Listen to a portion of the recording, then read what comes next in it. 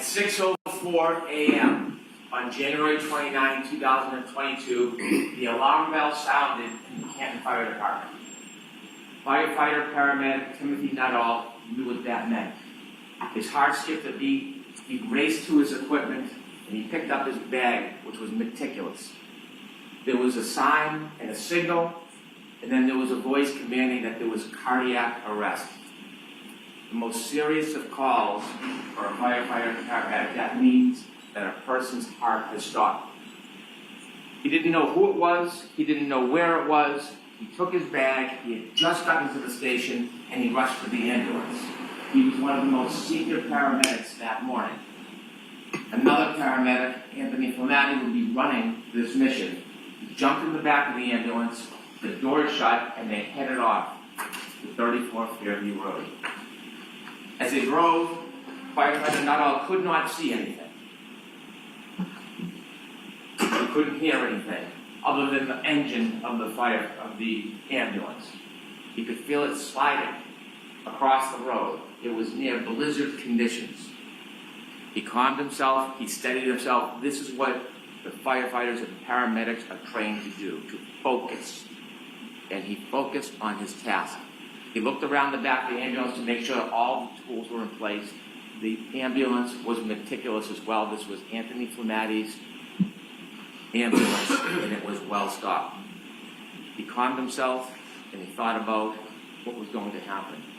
What should he be looking for? What is his next steps? He played the scenarios through his mind, and every calm was above him. As the car pulled up to 34 Fairview, the ambulance, he stood at the back door, and the doors opened, and he stepped out into bedlam. He could hear a woman screaming and shrieking, the cold, hard air slapping on his face, and the wind, blizzard conditions swirling around him. You will hear him tell you how he trudged towards those screams in the darkness to snow, and when he got there, he saw 3 women surrounding a man lying, not moving on the ground. He walked up to the man, and he reached down, and he tried to find any signs of life, pulse, anything, and he found nothing. And he got up and he walked over to the woman, and he walked over to that defendant, Karen Reed, and he told her that he thinks that man is gone. And then he heard the yell from Anthony Flamati, the chief, and he said, "Come back, let's go." Because you'll learn that in the cold, even if somebody's heart stops, even if they're presumed to have passed, sometimes you can still save a life. So you'll see on a dash cam video, you'll hear through testimony, he went back to that man who's John O'Keefe. He went back to him, and that crew, coordinated effort, they did everything they could to save his life. They got on their knees, they began CPR, and firefighter Nuttall will explain as he kneeled over John O'Keefe, he looked up, and the defendant approached him, and you'll see it on the video. Now, he wanted any information, because when you're trying to save someone, you want to know, are they on drugs, medication, do they have a heart condition? And he looked up at Miss Reed, and he said, "What happened?" And you'll hear her words to firefighter Nuttall. She said, "I hit him, I hit him, I hit him." And it was at that time, through the words of the defendant, that she admitted what she had done that night, that she hit John O'Keefe. Now, those words didn't mean anything to firefighter Nuttall. They weren't in context, they didn't reconcile with the injuries, it didn't help him in his treatment, so he ignored it. Now, firefighter Nuttall is not a police officer. He is not an investigator, he is not a detective. He's a first responder. And so he takes that information, it was useless to him, he continues to work on John O'Keefe, trying to save his life. You'll see the team put him on a stretcher, and when they lift him from the ground, even though there is snow accumulating, underneath John O'Keefe is simply grass, hard ground, frozen, and beneath his body lay his cell phone. They bring him to the ambulance, and while they bring him to the ambulance, you'll see on the videos that other first responders speak to the defendant. One first responder, Mr. Flamati, she will say, "I hit him, oh my God, I hit him." And then she was interviewed or asked questions for background information, not a criminal investigation, just background to try to help John. And she was asked questions about his background. And during that conversation, you won't hear her see the defendant was a person by the name of Jen McCabe and a firefighter McLaughlin. And she tells Fire McLaughlin, the third first responder, I hit him. They bring Mr. O'Keefe to the Good Samaritan Hospital, and his body is cold. The doctors work feverishly. They treat him, trying to save him. They try to warm his core. And unfortunately, firefighter Nuttall's first instinct was accurate. John O'Keefe passed. So why are we here today? We are here today because John O'Keefe was killed by the actions and conduct of that defendant, Karen Reed. You will learn through this case, through facts, science, and data, you will learn that on January 29th, 2022, when the defendant and Mr. O'Keefe were in front of 34 Fairview Road, all the way to the left side in a dark corner near a flagpole, you will learn that Mr. O'Keefe got out of the car. He got out and he stood by the side of the road after an argument with the defendant. That argument, that anger fueled by heavy intoxication, you will learn from the science and data as he stood by the side of the road, the defendant in her SUV drove away. She drove at least 35 feet away. The argument was over. It had ended. But then she stopped. She stopped. She put the Lexus into neutral, and she waited for 2 seconds. And the facts and the science and data will tell you that despite the fact the argument was over, she then put the Lexus into reverse, put her foot on the gas pedal, and began to press, not 25%, not 50%, up to 75% acceleration. There was a light dusting of snow. The Lexus tire spun backwards. She went backwards at least 70 feet. She clipped John O'Keefe. He fell backwards, hit his head, broke his skull. And there he lay at the corner of Fairview Road, on the ground, lying on top of his cell phone, alone. And then the defendant will later tell that when she left, he didn't look mortally wounded. Yet he was. And she simply drove away.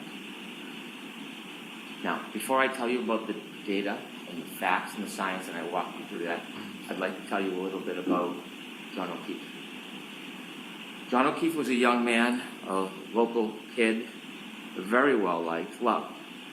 John O'Keefe is the son of Peggy O'Keefe, John O'Keefe Sr., and the brother of Paul O'Keefe. Grew up in Canton, worked hard, he became a police officer. But what you're going to learn, the fact that he worked for the Boston police officer, as a Boston police officer, was just a fraction of his life. It was a small, really unimportant part, because the biggest part of John O'Keefe is he was a family man. Not in the traditional sense. You see, John O'Keefe never had biological children. John O'Keefe was never married. But John O'Keefe had a sister, and she had 2 children. And when the children were 6 and 3 years old, his sister unfortunately died. And shortly after, the sister's husband died. Now, John O'Keefe was a helper. He didn't sit by. He saw these 2 recently orphaned children, and he stepped in and he said he was going to raise them. So he put aside his career, he put aside his job, and he moved in with the children and raised them like they were his home.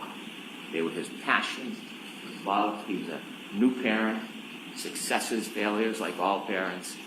And he raised the children with the help of people in the community, with the help of his brother, with the help of his family. And they led a good life. Enter Karen Reed. Around COVID, the defendant and Mr. O'Keefe reacquainted, and they started a relationship. And you'll hear that even though the defendant had her own home, she was staying with Mr. O'Keefe a lot, 4, 5, 6 times a week. And to most of the world, it was a pretty good relationship. They spent time together. They did activities with the children together. She helped with driving the children, feeding the children. It was a steady relationship until about the beginning of 2022. And then things began to unravel. There was tension. There was arguments. In fact, just a few days before this incident, you'll hear that Mr. O'Keefe asked her to leave. But she wouldn't. You're going to be able to read text messages of their conversations on January 28, 2022, and you will see the tension and the unraveling of the relationship. You will read about the discord between the defendant and Mr. O'Keefe. You will see that when he would ignore her calls, they would become incessant. When he would try to push away, she would come closer. You will read those text messages and you will realize that this was the beginning of the end of this relationship.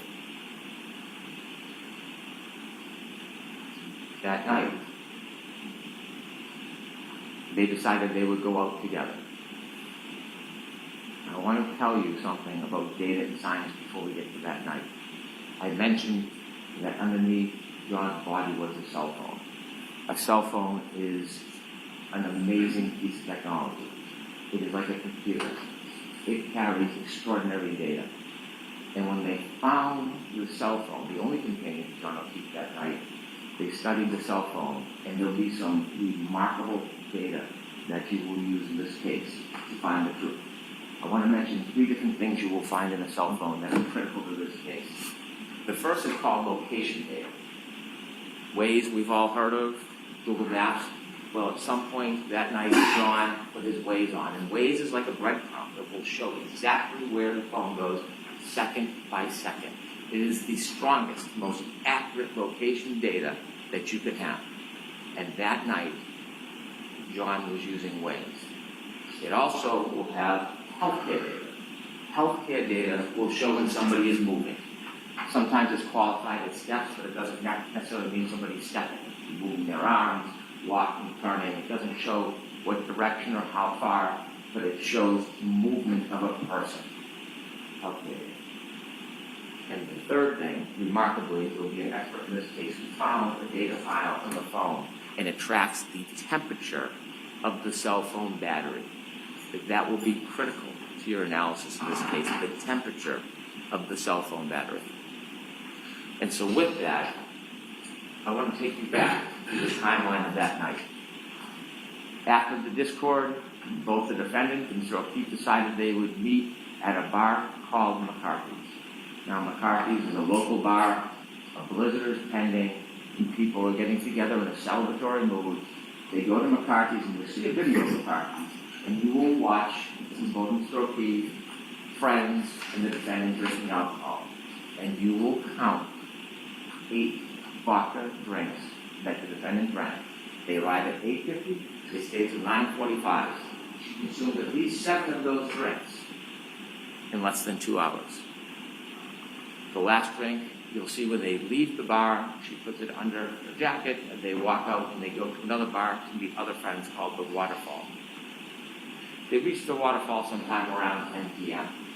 And when they go into the Waterfall, you'll see a video. And when I said celebratory mood, you will see a group of friends of John O'Keefe, many who are friends with Karen through John, and you'll see them clapping and happy and joyous as they're there. You'll see many hugs between John O'Keefe and his friends and the defendant and many of the people there. And they spend some time together, they're drinking, and they all do a shot. And that will be at least the 8th drink within 3 hours that you consume. You will see from the data, not just the cell phone data, but there's some other very important data, and the other piece of data that goes hand in glove with the cell phone is information on the defendant's Lexus vehicle chip. Black box in an airplane, or there's some type of event that captures a small amount of time. Well, that was captured in the defendant's Lexus. That black box information with the cell phone data will tell you everything you need to know in this case. It will bring us step by step through the entire night to the death of John O'Keefe. And so they leave the Waterfall Bar at 12:12, and you'll see that the ignition goes on, to the defendant's Lexus. And both John O'Keefe and the defendant in the car, and they decide that they're going to go back to 34 Fairview Road, where we talked about earlier. They're going to go there for a get-together for one of the homeowner's sons who's having a birthday party. And so as they drive back, you will be able to follow them to this location data. When they go back to Fairview, they don't know exactly where it is, and they get lost. And so John O'Keefe makes a phone call. Has a phone call with one of his friends, Jen McCabe. And during that phone call, which the defendant listens to because she recounts it, and trying to get directions, Jen McCabe tells John O'Keefe it's near Bella's mom's house. You'll learn that Bella, or her mom, was somebody that John had dated before the school. And so as they make their way to Fairview, you will see there's a road that comes down like a loop and it leads to Fairview. They take a wrong turn on the loop, and then they do a three-point turn in the driveway. You'll see the exact precise driveway they turn into because some type of acceleration movement triggered that black box in the Lexus. And that's important. That's 7 minutes before the collision. And you'll see from the Waze exactly where the car was. You'll see from the black box the event of the three-point turn in the driveway, and then a return down to Fairview. But before they get there, at 12:23, a truck is coming the other way. And the witnesses in that truck will say they blinked the lights. One of them saw a man and woman in the car, John and the defendant, and then they followed the Lexus because they were going to the same house.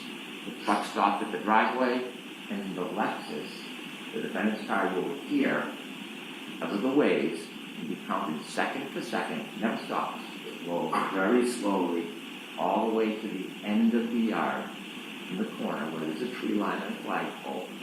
And they reach that location at 12:34:33. And they're in the car and they stay there. The truck waits, they speak to somebody in the house who comes out, the person goes back in the house and they're there for about 5 minutes.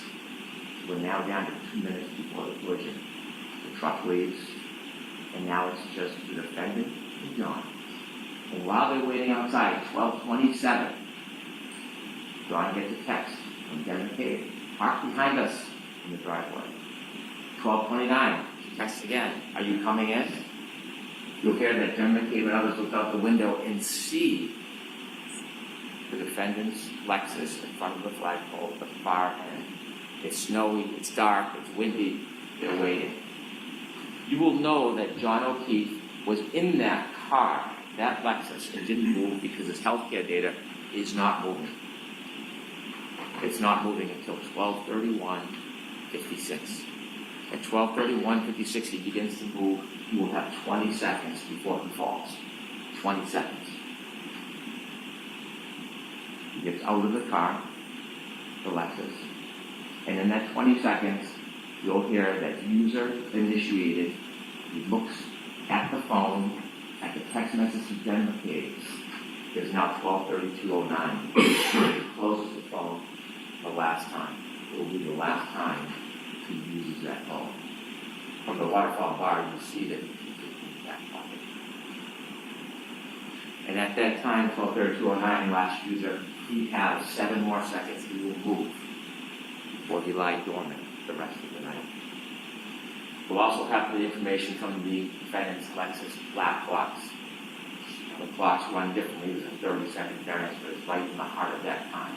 And you will see through the data at that time, when he makes his last movements with the phone, is when her car leaves 34 feet at least, stops, neutral, and then shoots into reverse with the tires spinning right towards him, right where he got out. You'll know they're arguing because the next morning she tells the firefighter, I'm sad because our last moments were fighting.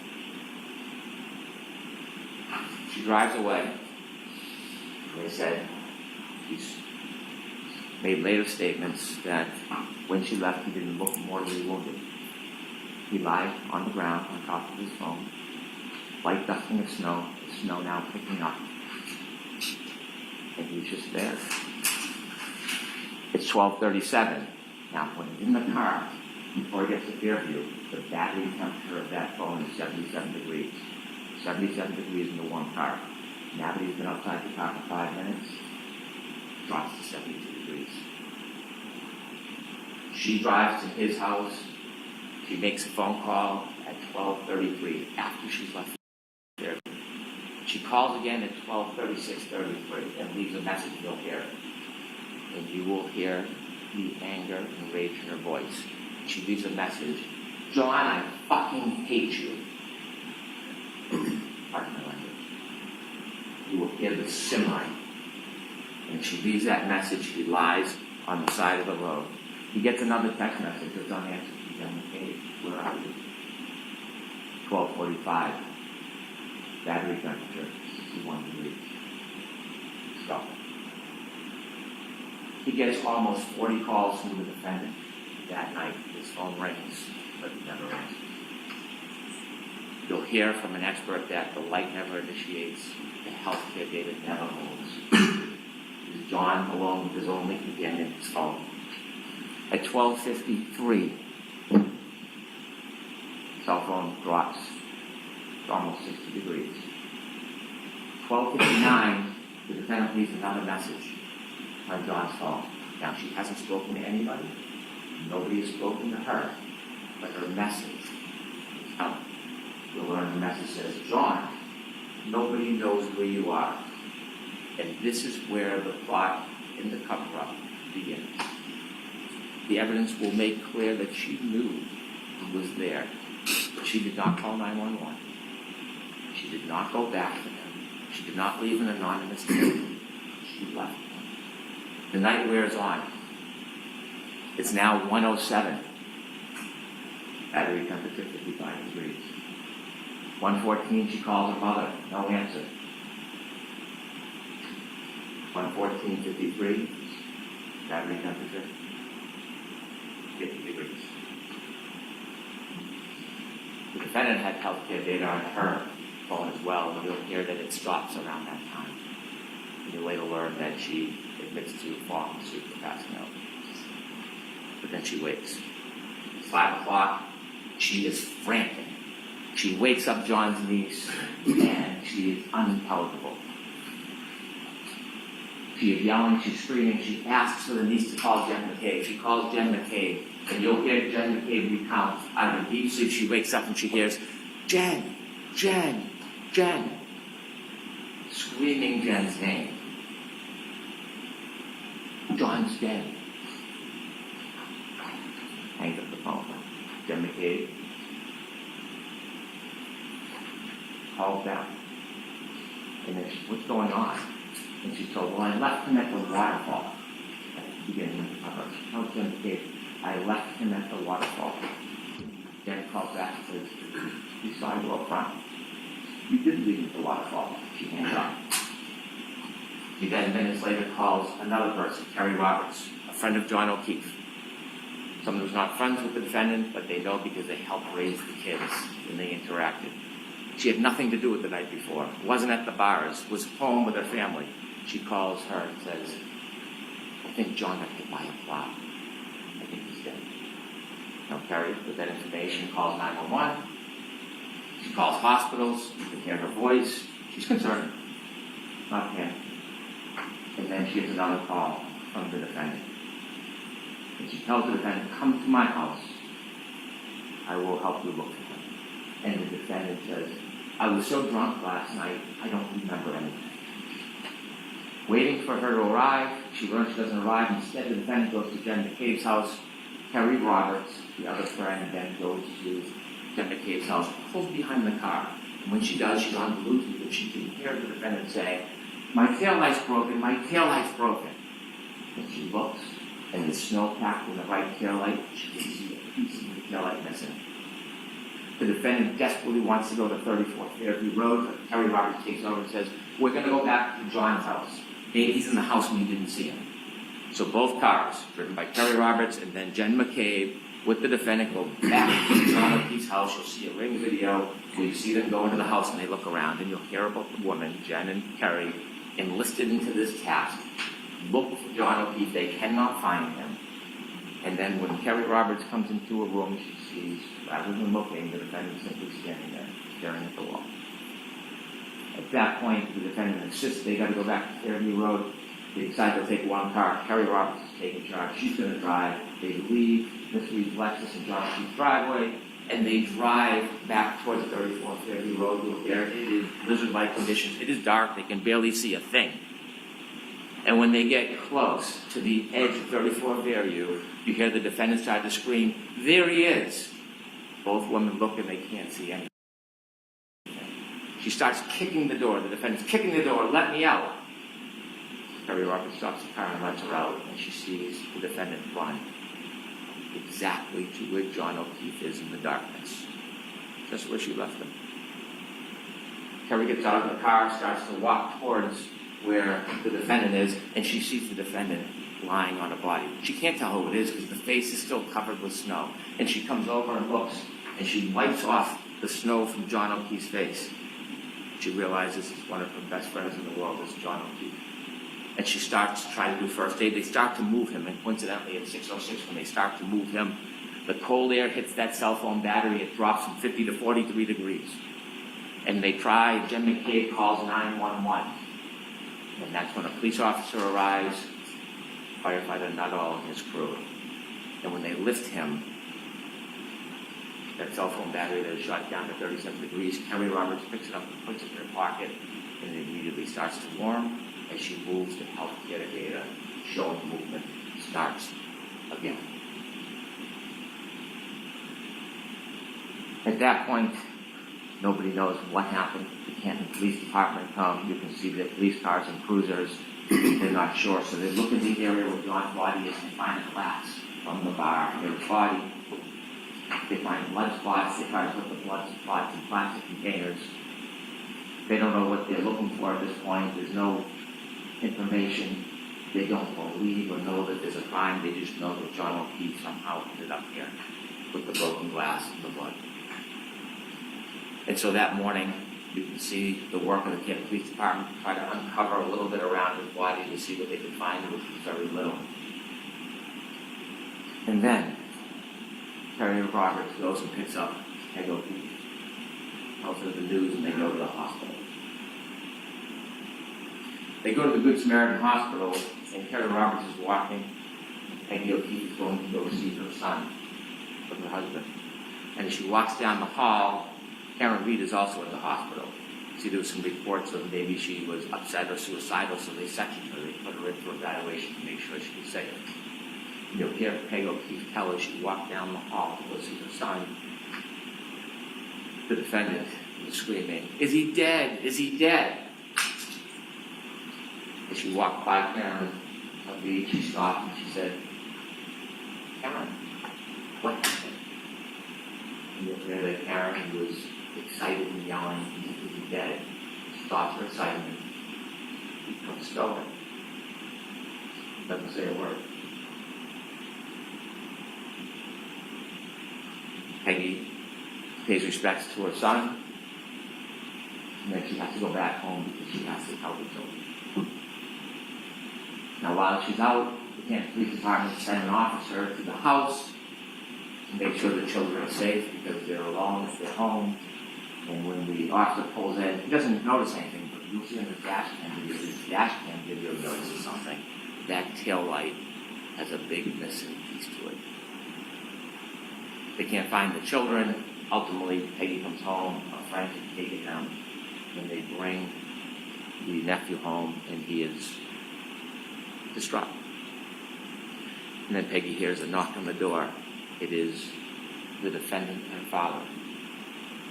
They want to come in. They come in, no condolences to Peggy. And they ask, "Can we go upstairs to John's room?" And she's busy consoling her grandson. They go upstairs. They're upstairs for about 15 minutes. They come down. Quickly they leave. Now they got there from the defendant's father drove his wife and the father to that house. But when they leave, they take two cars. They take the Lexus with the broken tail light with them back to the defendant's father's house. And you will learn that when police start getting some of the information, they learn about the broken tail light, they learn information that she had told people that she had hit him. They went down to see her. And on their way down, they decided they would get a warrant to take the Lexus. When they get down to Dighton, where the car is, you'll hear from Trooper Buchanan. He took a look and you could see the missing tail light.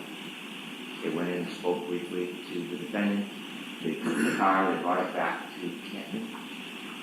And so what you'll learn from the forensic evidence that will help with the science and data is that not only was the cell phone left behind, but also around that area, broken tail light was littered around John O'Keefe's body. Littered around that area. When they got into the hospital, they noticed there was a shoe missing. As time went by, snow melted, they dug with excavations, they found his shoe on a little berm on the border between the street and the grass. You'll learn days later when they did a plant excavation, they found his hat frozen into the ground. Ultimately, they would find over the course of 10 days that the snow melted almost all every piece of that broken tail light in that area. The hat, the sneaker, the glass. When the defendant left Mr. O'Keefe behind, took with her something of Mr. O'Keefe called trace evidence. You'll learn on the back of her Lexus, around the taillight area, was John's DNA, and stuck to the side, grasping one last piece of John O'Keefe's hair. Now, John O'Keefe fell backwards and hit his head after he was clipped by the car. And you're going to hear from a very renowned doctor and neurosurgeon who has treated thousands and thousands of head injuries. And the wound on the back of the head, when he fell backwards, on the cracked skull, it's called a basal fracture. It created an injury called counter-coup. After he was clipped by a car and fell backwards and hit his head on that hard rock ground, remember there's no snow, it's just a dusting at this point, the back of his brain hits the back of his skull and bounces up. When it bounces up, it leaves marks showing that impact. And this neurosurgeon will tell you, he treated thousands of patients, that this injury, with reasonable degree of medical certainty, is counter-coup caused by falling backwards and hitting your head. When the medical examiner for the state looked at it, they generally said blunt force trauma. They had it undetermined. So we brought it to the renowned neurosurgeon who does exactly this. You're also going to hear from an accident reconstruction. His name is Judd Welcher. Does not work for the state police or local police. He was hired to take a look at this case and the data. He will come in and explain to you exactly what I talked about, how the data from that black box coincides with the cell phone and the movements of the car, the moments before, during, and after the defendant struck John O'Keefe with her car. Now, just a few more things I want to share with you. There are 3 charges against the defendant in this case. The first one, second-degree murder. When most people hear murder, they instantly think shooting somebody, stabbing somebody, bringing, deliberate premeditation. I will instruct you on the law. I'm not going to trample in that area, but I can tell you clearly, we are not going to try to prove that Karen Reed tried to kill John O'Keefe. We're not going to try to prove to you that she intended or wanted him dead. That's not second-degree murder. What we'll prove to you is she engaged in an intentional act, driving back at him at that speed, in the storm, in the darkness, knowing that he had just gotten out of her Lexus. She intended that act would cause a plain and strong likelihood of death. That's what we'll prove to you, second-degree murder. Also, operating under the influence of alcohol, manslaughter, will prove to you that she drove her Lexus recklessly. She hit John O'Keefe, and because she hit him and he fell back, she caused his death. The third charge is leaving the scene after knowingly causing death. Again, she hit Mr. O'Keefe with a car. She knew he was injured. She left him behind. And he died. That's the whole group. This case will come down to the science and the data. The science and the data that cell phone is the best of historians. It doesn't suffer from intoxication. It doesn't suffer from memory loss. It doesn't suffer from emotion, pride, or prejudice. It is facts. It is data. And that facts and data will lead you to the truth in this case. But after Ms. Reed was charged, she began what you'll learn as a campaign. A campaign to make public statements.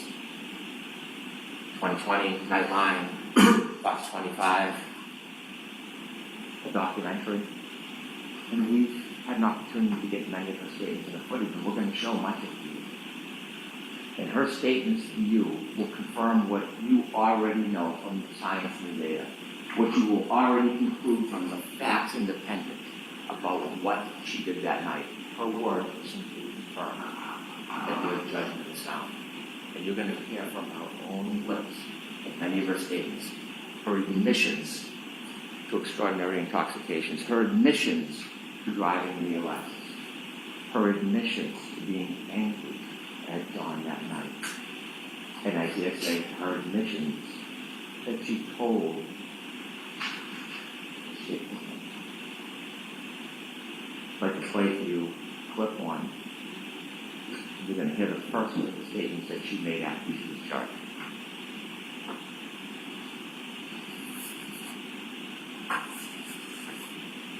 I mean, I didn't think I hit him, but could I have clipped him?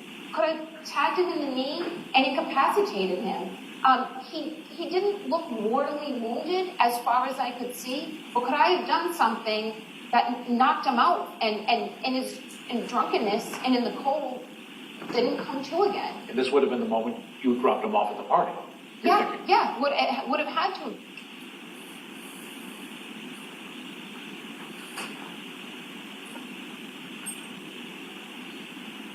Ladies and gentlemen, I simply ask you to follow the evidence, follow the science, follow the data. Ignore speculation, surmise, conjecture. Stay true to the evidence. It will lead you to the truth.